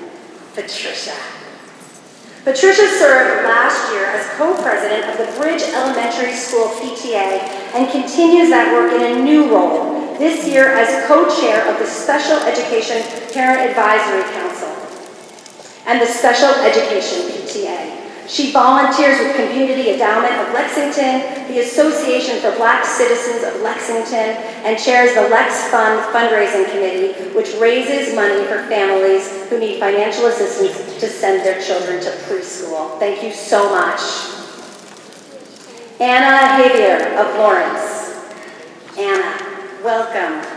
Anna has worked to advocate for individuals struggling with addiction through the Lawrence Methuen Community Coalition this past year. Anna was named as the Merrimack Valley's representative to the Governor's Task Force on Hate Crimes and put together a public education event in Lawrence to raise awareness on the issue. She continues to be a strong ally in MVP's ongoing immigration and environmental work. Congratulations and thank you. Nandana Kanstra of Shrewsbury. Welcome. An internal medicine physician with St. Vincent Medical Group, Dr. Kanstra emphasizes overall health and wellness goals for her patients. She hosts weekly sessions of Walk with a Doc. Oh, who wants to sign up for that? A healthcare provider-led exercise session encouraging physical activity. Dr. Kanstra volunteers weekly at St. Anne's Free Medical Clinic and has twice traveled with her colleagues on service trips to Haiti and Guatemala. Thank you so much. And now I am happy to introduce my sister commissioner, Marianne Fleckner.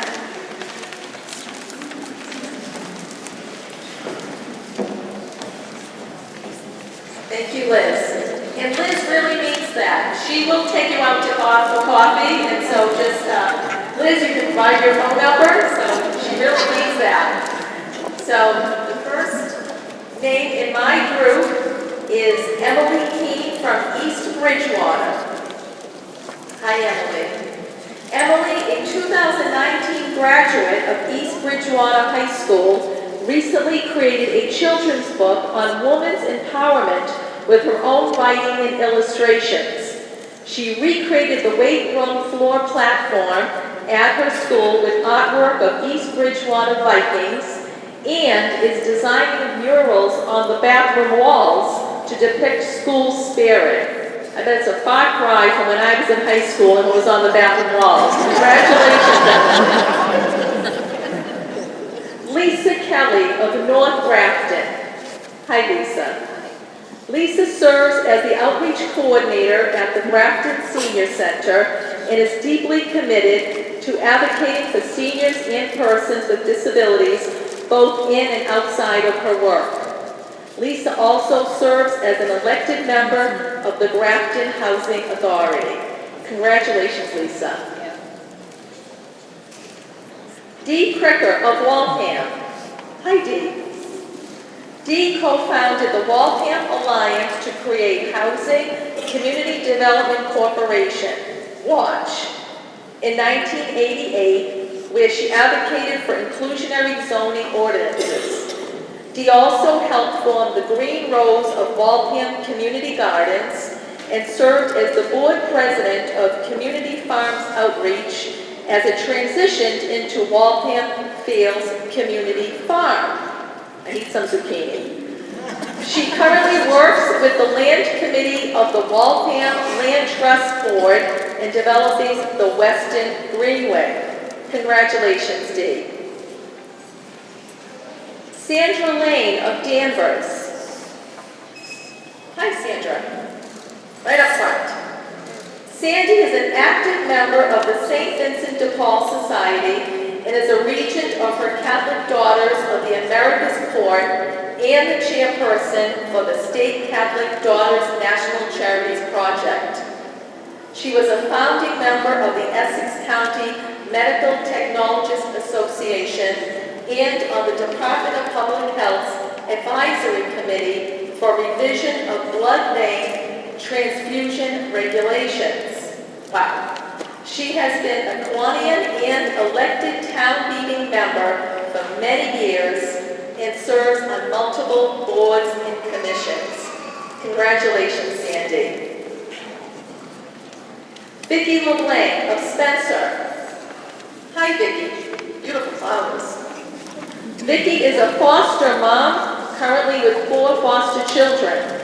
She founded an organization for foster parents to be able to share clothing and supplies, formula, baby furniture, and more. It has grown to helping low-income families in the area, parents who have experienced emergencies, and schools who notice children who may be in need of a winter coat. Vicki has also helped bring the Bill of Foster Parent Rights to the forefront of legislation filed this year. Congratulations, Vicki. Jennifer Leonard of Boston. Hi, Jennifer. Jennifer is co-chair of the Southwest Corridor Park Management Advisory Committee, otherwise known as CPAC, or PMAC, if I could read it correctly. Through her grant program and work on a children's garden, over 200 children and family members participate in active programming in the Southwest Corridor Park each summer.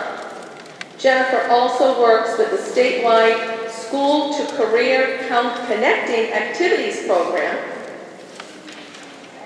providing a database and materials to support internship and summer employment projects for over 10,000 students and over 4,000 employers across the state. Congratulations.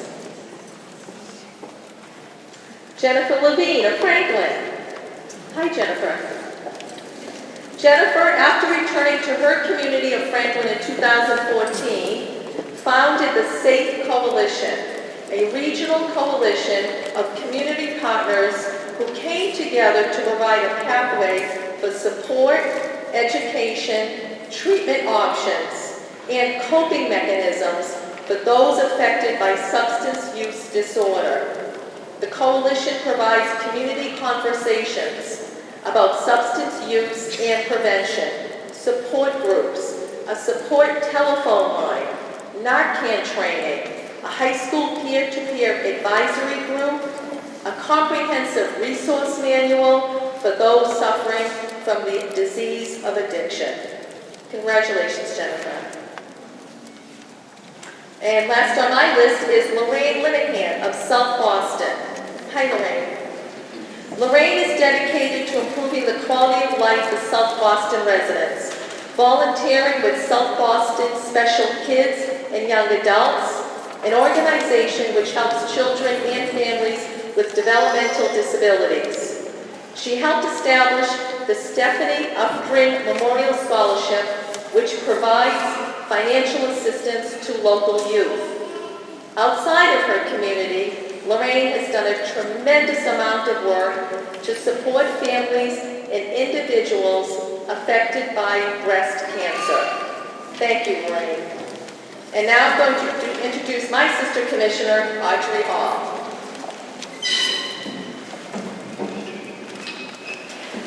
Good afternoon. I am awed by all of you, just listening to your stories and all the work you're doing. And I just want to say that, following up with what Lieutenant Governor Polito said, there's not one of you who is not working every day with dogged intention. That is absolutely clear. You know what you're doing, and you're doing it to improve the lives of everyone else around you. So thank you. I would like to welcome and congratulate Cynthia Loesch Johnson from Dorchester. Hello, Cynthia. Cynthia Loesch Johnson serves as the president of the Codman Square Neighborhood Council, which is committed to community improvement through health, opportunity, and collaboration.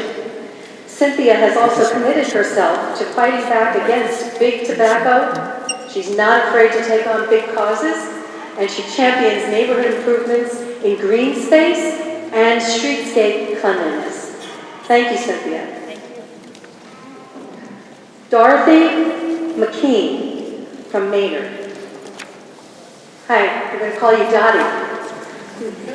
Dottie's behind-the-scenes leadership at the Maynard Public Library has expanded the library's breadth of programming and opportunity. As a volunteer at Open Table, for more than a decade, she is also very passionate about connecting residents of all ages to healthy food. Dottie serves on the board of the Maynard Farmers Market, and she is actively involved in its outreach. Thank you, Dottie. Marianne McLeod from Sterling. Hi, Marianne. Between the 1980s and the early 2000s, Marianne was involved in various town boards and committees where she's been able to advocate for grants for multiple projects, including the preservation of public and natural spaces and promoting Sterling's historical and artistic heritage. And she also chaired the Berlin Pipeline Study Committee. Thank you, Marianne. Nancy Malone from North Grafton. I don't see Nancy, but let me tell you that she is a tremendous asset to the town of Grafton as the office manager of the Grafton Senior Center. Her knowledge of administrative functions as well as her ability to work effectively with the members of the Council on Aging are vital. Nancy maintains a welcoming and nurturing atmosphere in the Grafton Senior Center, which really helps all the seniors feel that they have a smiling face to welcome them and they rely on them. Jody Marchand from Westford. Hi, Jody. Jody has an incredible story, and she is a miracle. Jody founded the Live for Live Foundation after her precious daughter, Olivia, Liv, died at the very young age of 17 in an act of domestic violence. And in that very same act, Jody was shot twice in the head and miraculously survived.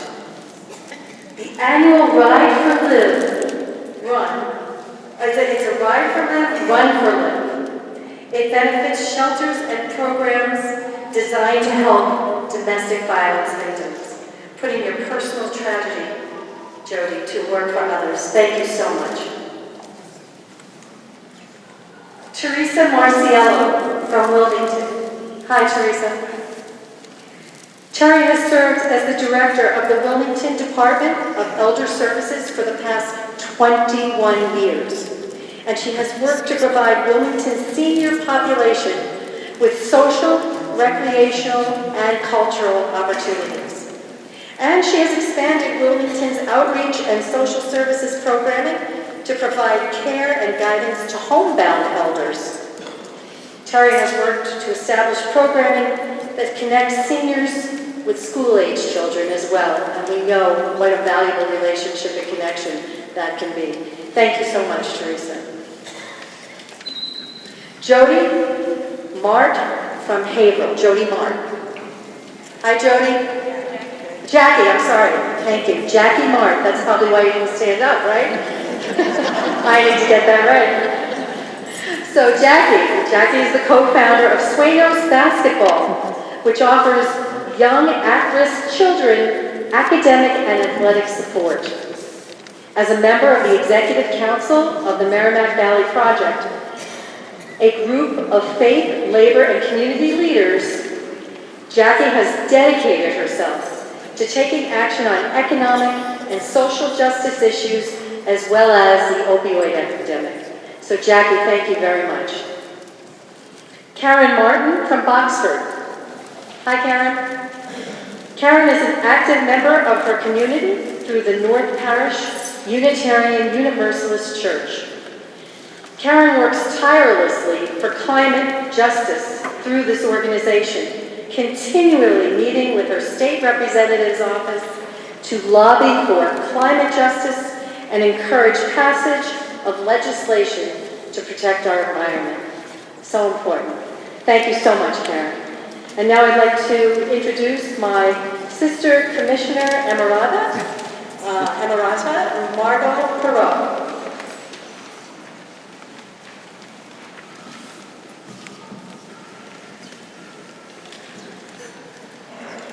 So this is my 7th Unsung Heroines, and I have to say it just gets better every year. I'd like to sing the praises of Mary McClintock of Conway. Mary joined Community Action Pioneer Valley in 2018 as a community collaborator. She was one of the co-founders of Greenfield's Free Harvest Supper, a local food columnist for the Greenfield Reporter for 11 years, and interim director of the Franklin County Community Meals Program. She is co-chair of Conway's Planning Board and was instrumental in starting the pre-town meeting. Boy, that sounds really interesting. The important part you missed is the pre-town meeting dessert potluck and discussion. If you want to get people there, you have a dessert potluck. We got to start that in Apple. Most recently, she advocated on behalf of individuals experiencing homelessness in Greenfield. So thank you, Mary. Mary Ann McDonald of Somerset. Way back there. Mary Ann is a retired educator and has been studying Somerset's history for most of her adult life. She is the author, editor of 2 publications documenting Somerset history and is working on a 3rd publication. Mary Ann served on the Somerset Historical Commission for over 30 years and is the co-founder of a nonprofit organization called Friends of Somerset Historic Preservation. Mary Ann was appointed as town historian in 2017, so congratulations. Janessa McQuaid of Littleton.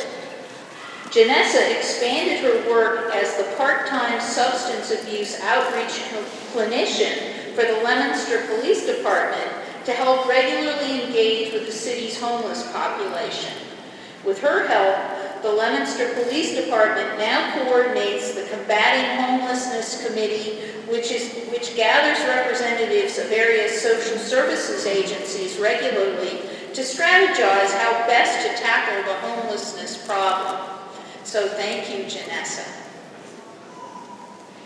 Jessica Michaud of Drayton.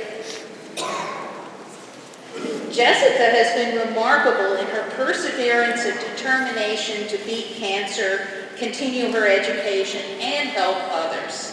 Since 2010, she has been an instructor for students with social and emotional disabilities at the LeBlanc Therapeutic Day School in Lowell, where she runs a club for the students. Jessica also ran the Boston Marathon in 2016. I ran the Boston Marathon in, I think, 1991, a little while ago, and with a team of friends and co-workers, raised over $20,000 for the Boston-based Ally Foundation. Since being diagnosed with cancer last year, Jessica has coordinated a card writing group that sends personalized notes to young children who are undergoing cancer treatment. That is absolutely wonderful. Thank you, Jessica. Barbara Miranda of Belmont. Barbara, where are you? These are my reading glasses. Hi, Barbara. Barbara Miranda has been a Belmont town meeting member for 31 years, is a former president of Parents of Music Students, POMS, is a founding board member of the Foundation for Belmont Education, a chair of the Council on Aging, and most recently served as chief of staff for Senator Brownsburger. You do get around. Barbara also successfully fought to bring a state-of-the-art senior center to Belmont. Thank you so much.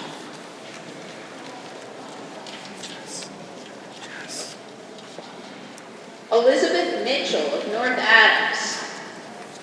Hi, Elizabeth. Liz serves as a safe plan and court advocate at the Elizabeth Freeman Center, a center providing help to survivors of domestic and sexual violence and their families in Berkshire County, and has for the last 22 years.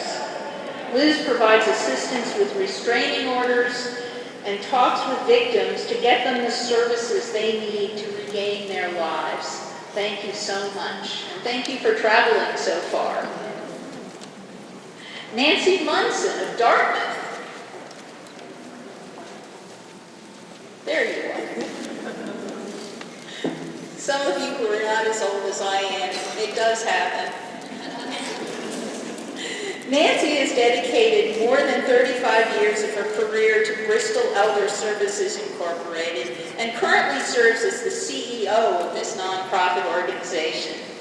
Nancy is a member of the Department of Transitional Assistance Advisory Board, Mass Home Care, and serves as the chair-elect of the Providers Council. In her work with these organizations, Nancy seeks to bring elder issues to the forefront and to make Fall River a dementia-friendly community. I think we need more of those. Thank you, Nancy. And Jennifer Muroff, Needham. I can see you, you're close. Jennifer is the Legislative Action Co-Chair of the Mass Coalition to Prevent Gun Violence and the Legislative Specialist with the League of Women Voters. She is a strong advocate in the Needham community for protecting children from gun violence. Jennifer was a key voice while the House and Senate debated the red flag gun safety law last session, a very important law. She brought a key voice, that of her mother, to the debate, which helped the bill to be signed into law. So thank you so much, Jennifer, for your work. And now I have the pleasure of introducing Sister Commissioner Maria Pupolo, who is also from Western Massachusetts, like me. Thank you, Margot. Yes, that's correct. I hail from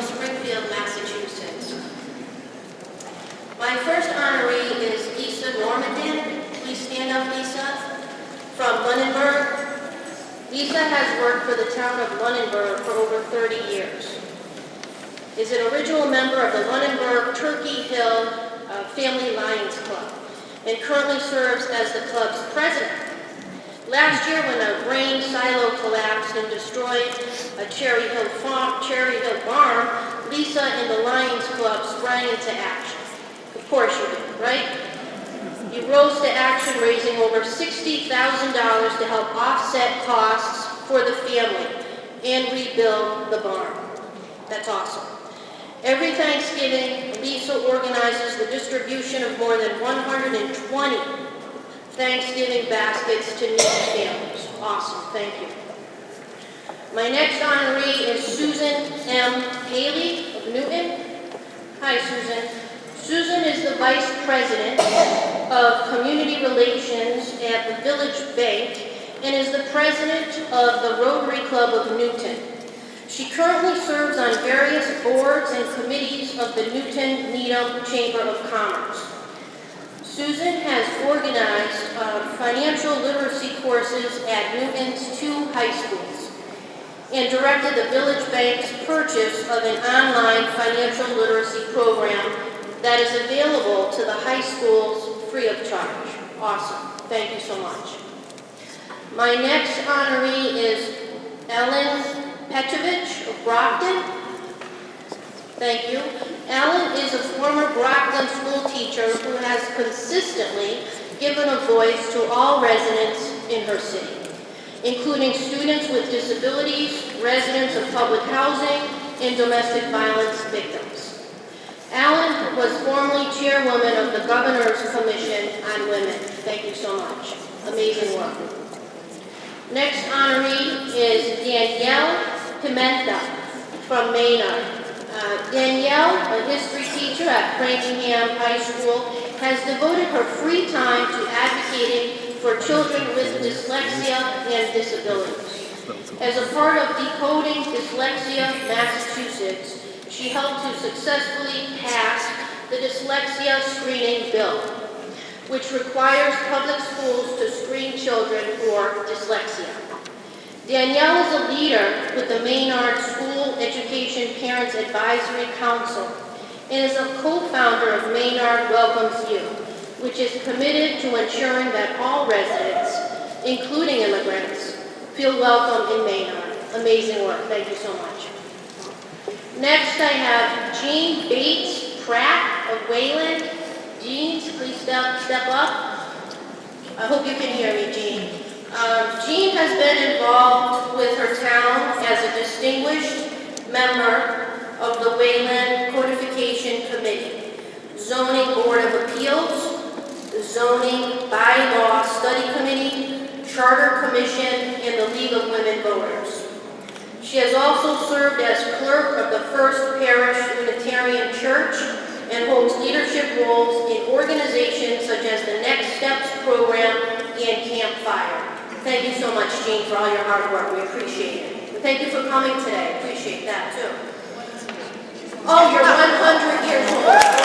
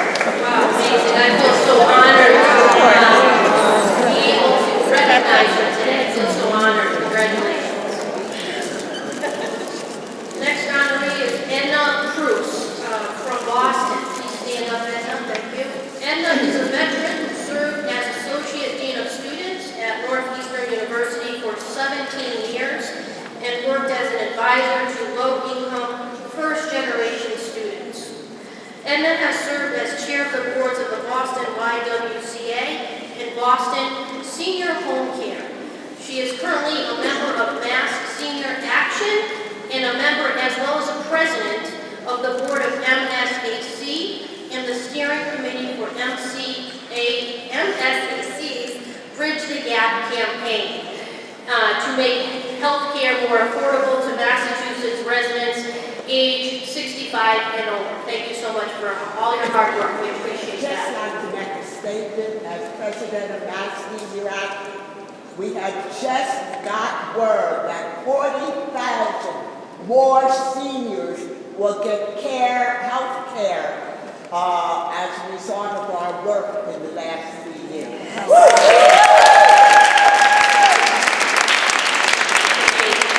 Really appreciate all your hard work. Thank you so much. My next honoree is Sally Quinn of Winchester. Sally, please stand up. Sally here, no?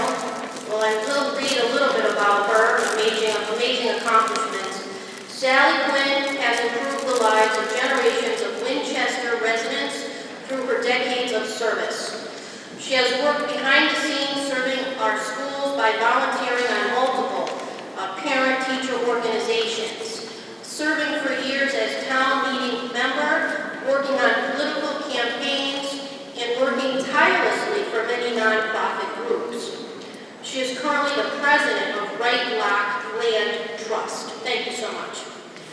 My last honoree that I have today is Eileen Record. She's from Worcester. Thank you. Hi, Eileen.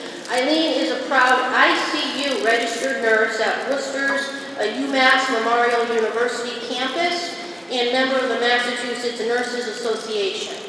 She is a voice for those in the 17th Worcester District who have no voice. Fighting for our neighbors facing homelessness, food insecurity, the un- and underemployed, and those who need education about navigating our healthcare system. Thank you so much for all of your hard work and dedication to serving as a nurse. I will now pass the baton over to Chris Chan-Yasupit, Emeritus Commissioner. Thank you so much.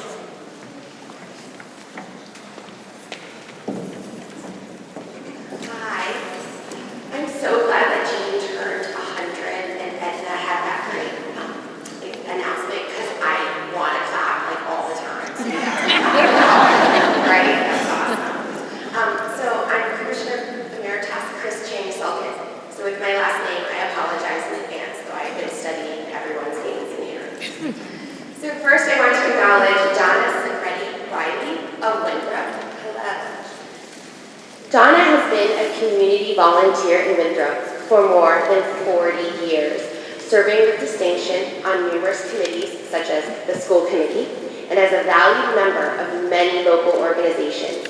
Notably, she organized the addition of a plaque at the high school to honor the town's Vietnam veterans and help recruit people to participate in a community health assessment. Thank you. Beth Reynolds of Ashland. Beth has served as the town of Ashland's Economic Development Director since 2016. In this role, she has connected Ashland residents to resources, has attracted new businesses to the area, and has revived the Ashland Business Association. She also converted a vacant lot in Ashland into the Corner Spot, which offers pop-up locations for entrepreneurs, food and cultural events, and a play area. Thank you. Marie Richardson of Pittsfield. Hello. That's a great talk for the flower. Marie is a caseworker at Taconic High School, serving as a strong advocate, mentor, and passionate supporter of students during and beyond the end of the school week day. Her office has been regarded as a safe place for students, particularly those feeling alienated. She is an advisor to the Taconic Book Club, the Social Justice Club, and is the co-cultural competency trainer for Pittsfield Public Schools. She also serves on the City of Pittsfield Homeless Committee. Thank you. Yay! It's hard when it moves you. Skylar Dimple of Nashpee. Skylar, hello.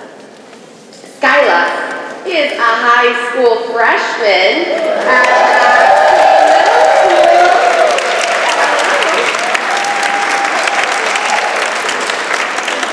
We had to clap it out. I love this. Okay, so Skylar is a student representative to the Mashpee School Committee and a former Project 351 ambassador. She led local clothing drives for Cradles to Crayons and coordinated a project to write cards to U.S. troops serving overseas. She now helps other students across Cape Cod to organize service projects in their communities. She is active in the National Honor Society, the Girl Scouts, and the Boys and Girls Club of Cape Cod. You go, girl. Thank you. Woo. Denise Rochon of Springfield. Okay, well, we're going to sing her praises, right? Denise has spent countless hours of her own time using her professional accounting experience to advocate for Massachusetts residents who are senior, disabled, lower wage, and receive federal and state-funded health insurance programs. Her research and advocacy efforts have been instrumental in writing important legislation. Now, Dr. Gloria Rudish of Brookline. Am I not seeing her? Ah, there you are. How could I miss you?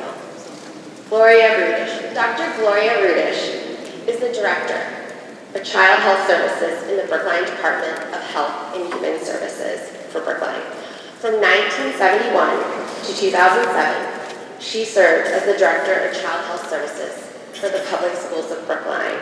She is a board member of the Brookline Community Mental Health Center, Rotary of Brookline, the Brookline Medical Reserve Corps, the Brookline Commission for Women, and the Domestic Violence Roundtable.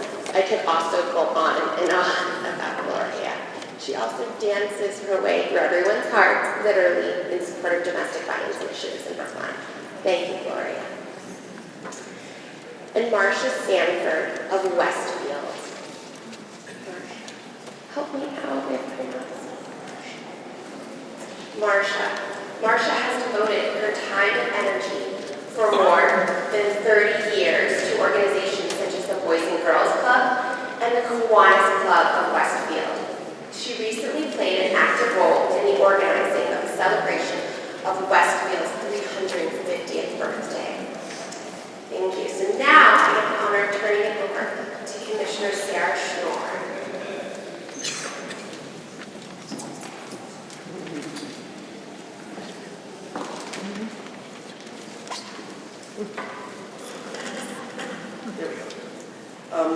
Thank you all for being here, and thank you all for the wonderful good work that you have done and you are continuing to do to help make this Commonwealth a healthier, safer, more vibrant, and more wonderful place to live and work in.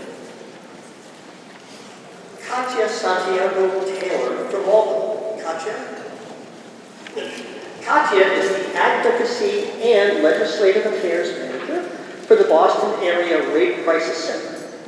She advocates for policy changes to support survivors and manages the Rape Crisis Center's legislation. Prior to her work at the Rape Crisis Center, Katya worked at the Massachusetts Office for Victim Assistance and served as a victim witness advocate for the Suffolk and Middlesex District Attorney's offices. Thank you for that wonderful work. Next, Betty Slade from Westport. Hi, Betty. Betty is the chair of the Westport Preservation Committee, which prioritizes preservation projects of importance to the Westport community. Such projects include affordable housing, preserving historic sites and open space, and developing outdoor recreational facilities. Betty has also committed time to volunteering with local cemeteries and preservation projects of historical significance. Having served on my former town's Community Preservation Committee for several years, I do indeed know how much time you put in that wonderful work. Thank you.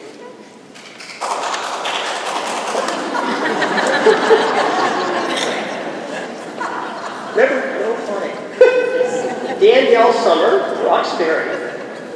As the program director at the nonprofit Hawthorne Youth and Community Center in Roxbury's Highland Park neighborhood, Danielle has provided quality educational and recreational programming for youth and adults. She runs the Grow It, Cook It, Share It program, which encourages local families in Roxbury to to grow and eat healthy food by engaging local young people in the year-round development of a community garden and teaching them the ways to cook, and I hope prepare and enjoy the produce they grow. Thank you very much. Adeline Stallings of Mission Hill. No, Mission Hill. It's in Roxbury. Adeline has been a leader on the Mission Maine Tenant Task Force, which works with tenants in the community, serves as a liaison between the management company and community members, and coordinates several events throughout the year since 1983. She played a key role in securing the $50 million funding for the 20-year development plan for Mission Hill in 1993, and I can attest personally to the hard work and long hours that Adeline put into that project. I was on the legal team along with Greater Boston Legal Services, Jay Rose, who helped represent the Tenants Task Force in its negotiations. And it was wonderful to see Adeline stand face to face with Boston real estate developers like Martha Wynn and Ed Fish, and have them do what she wanted to do and what she needed for the community. She had to step down officially from the task force 4 years ago, but continues to attend the meetings as an honorary member. Adeline, thank you for everything you have done for that community. Sharon Striglio of Hull. Sharon? I don't see Sharon, but let me tell you about Sharon. Sharon, as a school nurse, selflessly gives to her community and to her students. Sharon is involved in the National Junior Honor Society, Hull High School Student Parent Council, St. Anne's Youth Group, HAPSA, Hull Alliance for Preservation of Substance Abuse, Hull Public Schools Wellness Committee, and Hull Boosters. Thank you, Sharon. Next, Audrey Sturgis of Cambridge. Hi, Audrey. As a teacher at Cambridgeport Elementary School for the past 12 years, Audrey has worked to promote high academic standards and excellence in teaching while focusing on access, equity, and closing achievement gaps. She has served as a community service organizer and has played active roles in the adult literacy program and Cambridge Affirmative Action Committee. She is also a Sunday school teacher, a youth fellowship leader, and sits on the Parent Advisory Council for the Roxbury Center for Performing Arts. Thank you for all the wonderful good things you do. Denise Swenson of Milton. Hi, Denise. Denise is a member of the Town of Milton Planning Board, an elected Milton Town meeting member, and founder of the Milton Neighborhood Association, and the secretary and past president of the Friends of the Blue Hills. Through this work, she has protected conservation land in Milton and has promoted collaboration and communication between Milton neighborhoods. She is an award-winning film producer and heads her own television and film company, Light On Productions. Thank you very much for everything you do. And I don't believe you were on the planning board in Milton when I used to appear before. Louise Thomas of Boston. Louise? Louise. Hello, Louise. Louise is an active member of the West End Civic Association. The West End, yes. Has twice served as its president and was one of its original founding members. She co-founded the West End Community Center. She has also served on countless Boston planning and development agencies, impact advisory groups, helping to shape the significant development that is occurring in the West End and minimize its impacts on the neighborhood. Thank you for that wonderful and hard work that you do. Tina Torin, East Falmouth. Hi, Tina. Oh, you are? Oh, I'm sorry. My apologies. Commissioner Mayor, I apologize.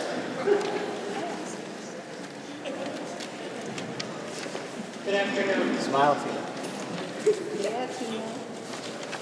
My name is Susanna Segat, and I am the first chair of the Women's Commission, so I want to just take a second to thank the current commissioners for bringing you all together, and the staff who worked tirelessly with a very low budget to do this year to year.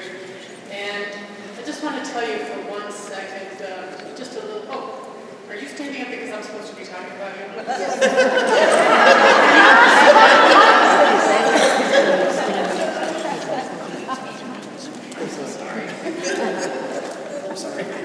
I'm sorry. Okay, I just want to say one quick thing. So in 1999, last century, Acting Governor Jane Swift appointed the first 19 commissioners to the Massachusetts Commission on the Status of Women.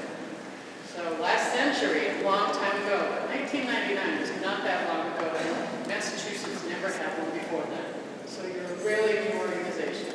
And when the 19 commissioners sat down for their first meeting in this little room, nothing around us, and we're thinking, okay, so now we're supposed to represent all the women in Massachusetts and make sure we show power.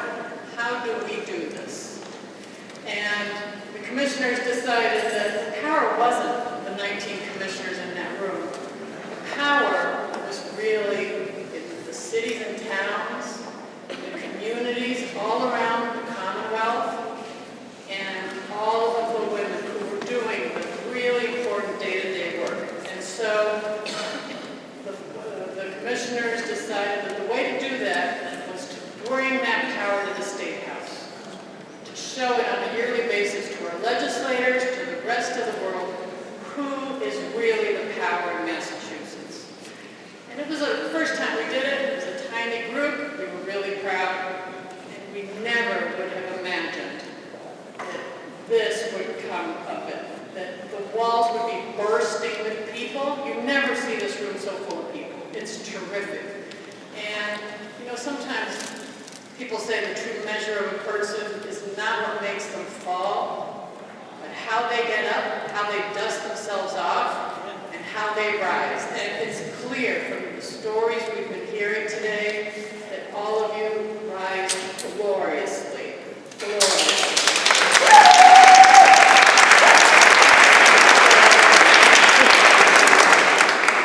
You're here because you are important. And you know, it's hard to define what a heroine is because being a heroine is a lot more complex than being a hero. Being a heroine means you have to be really tough. You have to fight for justice. You have to organize. You have to be a leader. But you also have to nurture. And you have to take care of people and you have to bring them into the fold. So you are terrific, complex, important, powerful people, and it's a pleasure to be here with you. So I would like to just introduce the next batch of leaders here. So, rising from East Scotland, Tina Torres. Tina is the coordinator of the Coalition for Children, Falmouth's coordinated family and community engagement grant, which offers parent support and education to all families with children from birth to school age. She helps to coordinate free play and learn groups, ASQ screenings, workshops, parenting classes, and community events. Thank you. Rising from Framingham, Eleanor Torelli. Eleanor, in addition to managing a company and working as a bus driver for over 30 years, clearly a very patient woman, Ellie is a 40-year Lions Club member, serving as the Greater Ashland Lions president and an environmental chair for the 33K District Lions clubs. She's organized scholarships, the donation of a park bench to the Ashland Veterans Memorial, and the revival of seedlings for Arbor Day at the Ashland Mindless School, and has received 2 awards from the Lions Club International Foundation. Rising from Webster, Jean Travis. While working as the Webster Senior Center Director, Jean also dedicates her time to the Library Building Committee, and is chair of the Library Trustees. She helped lead the drive for a new town library, advocating for public and private funding, and providing input on the plan and design. Jean is a strong and active member of the Webster Lake Association.